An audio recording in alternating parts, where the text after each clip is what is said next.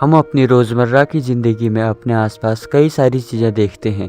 Different kinds of shape, size और texture. जो भी थिंग्स आप अपनी सराउंडिंग में देखते हो जो किसी ना किसी मटेरियल से बनी है, साइंटिस्ट उसे मैटर कहते हैं। चाहे वे एयर हो जो आप इनहेल करते हो, एनिमल्स हो, प्लांट्स हो, इवन एक स्मॉल वाटर की ड्रॉप भी मैटर है। तो आज हम मैटर और उसकी फिजिकल प्रॉपर्टीज के बारे में मैटर इन सराउंडिंग के इस चैप्टर में जानेंगे। So let's start.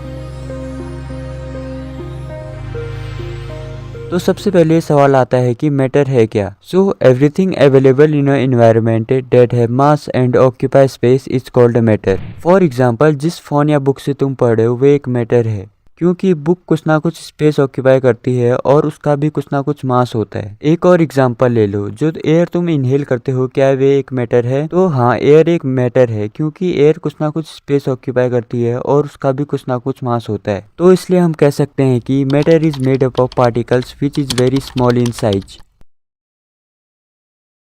Our next topic is characteristics of matter. पहला कैरेक्टरिस्टिक है particles of matter have space between them.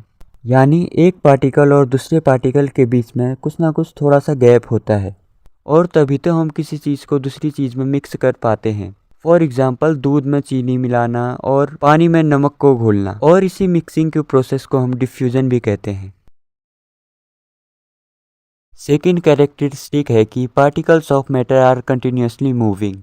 यानी जो पार्टिकल्स होते हैं वे वाइब्रेट करते हैं या मूव करते हैं। फॉर एग्जाम्पल, गर्म दूध में चीनी जल्दी मिक्स हो जाती है एज कम्पेयर टू ठंडे दूध में। तो यारो, एक और कॉन्सेप्ट जान लो, जब भी हम किसी चीज़ का टेम्परेचर बढ़ाते हैं तो उसकी काइनेटिक एनर्जी भी काफ़ी ज़्यादा बढ़ जाती है, जिसके कारणवश जो पार्टिकल्स होते हैं वे भी काफ़ी फास्टली मूव करने लगते हैं। और वैसे हम ये काइनेटिक एनर्जी वाला पार्ट चैप्टर 11 में डिटेल में पढ़ेंगे। और third characteristic is particles of matter attract each other. यानी जो पार्टिकल्स होते हैं वे एक दूसरे को आकर्षित करते हैं। फॉर एग्जाम्पल, हम चौक को काफ़ी आसानी से तोड़ सकते हैं as compare to an iron rod.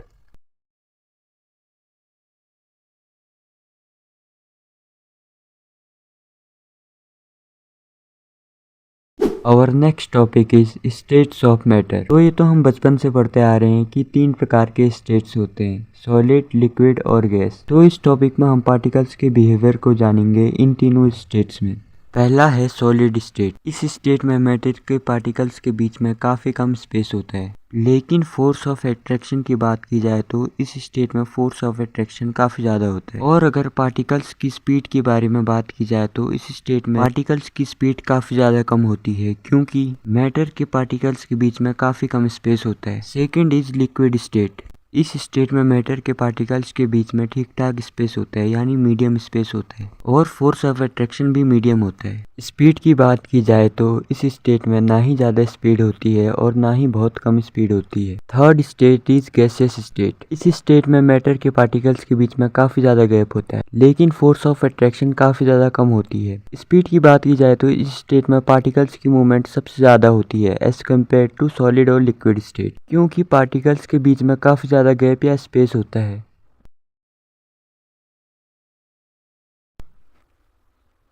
और next topic is can matter change it's state. तो यारो, ये तो हमने कई बार पढ़ा है कि जब भी हम सॉलिड को हीट करते हैं तो वे लिक्विड में चेंज हो जाता है, और जब हम लिक्विड को दोबारा हीट करते हैं तो वे गैसेस स्टेट में चेंज हो जाती है। फर्दर प्रोसेस में अगर हम गैस को ठंडा करते हैं तो वे दोबारा लिक्विड स्टेट में चेंज हो जाती है, और लिक्विड को और ज़्यादा ठंडा करने में वे दोबारा सॉलिड स्टेट में चेंज हो जाती है। फॉर एग्जाम्पल, सॉलिड स्टेट यानी आइस, जब हम इसको हीट करते हैं तो ये वाटर में चेंज हो जाती है, और वाटर को जब हम फर्दर हीट करते हैं तो वो गैस स्टेट में चेंज हो जाती है। तो अब ये सवाल आता है कि ऐसा होता क्यों है। तो जब भी हम सॉलिड को हीट करते हैं तो उसकी काइनेटिक एनर्जी काफ़ी ज़्यादा बढ़ जाती है, और पार्टिकल्स काफ़ी तेज़ी से वाइब्रेट या मूव करने लगते हैं, जिसके कारण एक टाइम ऐसा आता है कि इन दोनों के बीच का जो फोर्स ऑफ अट्रैक्शन होता है वो ब्रेक हो जाता है, और सॉलिड स्टेट लिक्विड स्टेट में चेंज हो जाती है। इसी मिनिमम टेम्परेचर जिसमें सॉलिड स्टेट लिक्विड स्टेट में चेंज हो जाती है, इसको हम कहते हैं melting point. For example, ice का जो मेल्टिंग पॉइंट है वह है 273 केल्विन, यानी 0 डिग्री सेल्सियस। और फर्दर जब हम लिक्विड को हीट करते हैं तो इसके पार्टिकल्स और भी काफ़ी तेज़ी से मूव करने लगते हैं, जिसके कारण पार्टिकल्स फ्रीली मूव करने लगते हैं और फोर्स ऑफ अट्रैक्शन पूरी तरह खत्म हो जाता है, जिसके कारण लिक्विड स्टेट गैस स्टेट में चेंज हो जाती है। एक और कॉन्सेप्ट जान लो, the temperature at which liquid start boiling is called boiling point.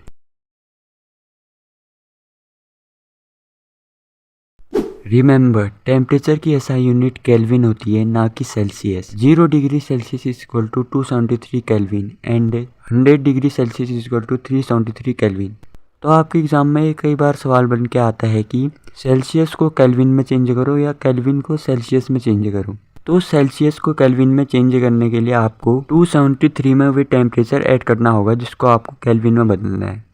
For example 100 degree Celsius को अगर आपको केल्विन में बदलना है तो आपको 273 में 100 को ऐड करना होगा जो कि होगा 373 केल्विन। और अगर आपको केल्विन को सेल्सियस में बदलना है तो आपको केल्विन में से 273 माइनस करना होगा। फॉर एग्जाम्पल अगर आपको 573 केल्विन को अगर सेल्सियस में बदलना है तो आपको 573 माइनस 273 करना होगा जो कि 300 डिग्री सेल्सियस होगा। इसी तरीके से आप इन दोनों सवालों का आंसर नीचे कमेंट बॉक्स में दीजिएगा।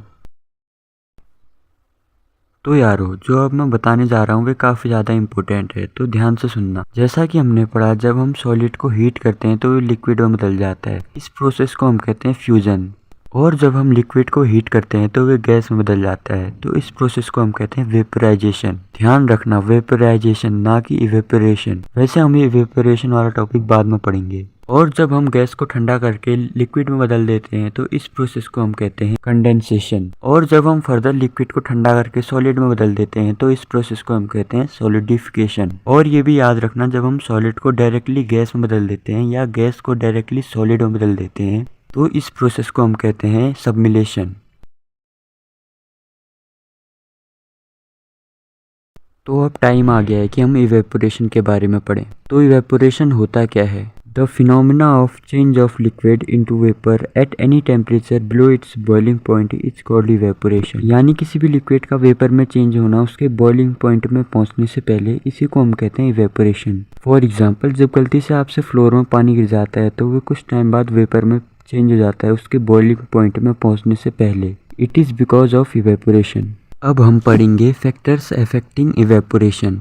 पहला फैक्टर है सरफेस एरिया, यानी जब भी सरफेस एरिया इंक्रीज होगा तो इवेपोरेशन भी काफ़ी तेज़ी से होगा। फॉर एग्जांपल, हम कपड़ों को फैला के सुखाने के लिए डालते हैं, क्योंकि जब कपड़े को फैलाएंगे तो उसका सरफेस एरिया इंक्रीज होगा, जिसके कारण इवेपोरेशन फास्टली होगा और कपड़े जल्दी सूखेंगे। सेकेंड फैक्टर है टेम्परेचर। अगर टेम्परेचर कम होगा तो इवेपोरेशन भी कम होगा।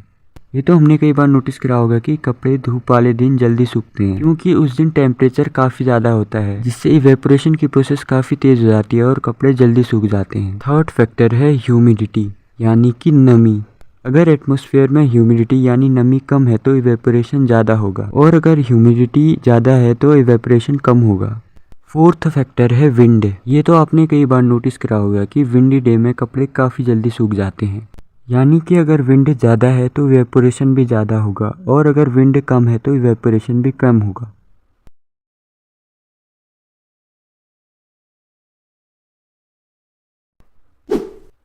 Our next topic is how does evaporation causes cooling। आपने ये कई बार देखा होगा कि समर के दिनों में लोग रूफ या ग्राउंड पे वाटर स्प्रिंकल करते हैं ताकि हॉट सरफेस को ठंडा किया जा सके। ऐसा इसलिए होता है क्योंकि किसी भी पार्टिकल को वेपराइज होने के लिए काफ़ी ज़्यादा काइनेटिक एनर्जी की ज़रूरत होती है, और ये एनर्जी वे अपने आसपास की हीट से एब्जॉर्व करता है, और जब ये हीट एब्जॉर्व करता है तो वह सरफेस काफ़ी ठंडा हो जाता है। इसलिए हमें कूलिंग इफेक्ट देखने को मिलता है ड्यूरिंग इवेपोरेशन। फॉर एग्जांपल, आपको नहाने के बाद काफ़ी ज़्यादा ठंडा फील होता है, क्योंकि वाटर जब वेपोरेट होता है तो वे कूलिंग इफेक्ट छोड़ जाते हैं। इसी से रिलेटेड एक सवाल आता है कि why do we wear cotton clothes in summer. तो इसका आंसर तो बहुत सिंपल है। कॉटन क्लॉथ्स बॉडी के स्वेट को इजीली एब्जॉर्व कर लेते हैं और उसको एक्सपोज कर देते हैं एटमॉस्फेयर में फॉर इवेपोरेशन, जिससे हमारी बॉडी को कूलिंग इफेक्ट मिलता है और हमारी बॉडी ठंडी रहती है ड्यूरिंग समर्स। तो इसी के साथ हमारा चैप्टर खत्म होता है। इस चैप्टर में हमें तो मात्र 3 स्टेट पढ़नी थी, सॉलिड, लिक्विड और गैस। लेकिन क्या आपको पता है कि इस पूरे यूनिवर्स में more than 22 states of matter पाए जाते हैं, जैसे कि plasma, Bose Einstein condensate, degenerative matter, super solid, fermionic condensate and the list goes on and on. लेकिन शुक्र है हमें 3 ही स्टेट से पढ़नी है। आई होप फ्रेंड्स इस वीडियो ने आपकी काफ़ी ज़्यादा मदद की होगी। अगर ये वीडियो पसंद आए तो इस वीडियो को लाइक, चैनल को सब्सक्राइब कीजिएगा ताकि हमारे आने वाली वीडियो की लेटेस्ट नोटिफिकेशन आपको मिलती रहे। See you in the next video. Till then good bye and keep learning.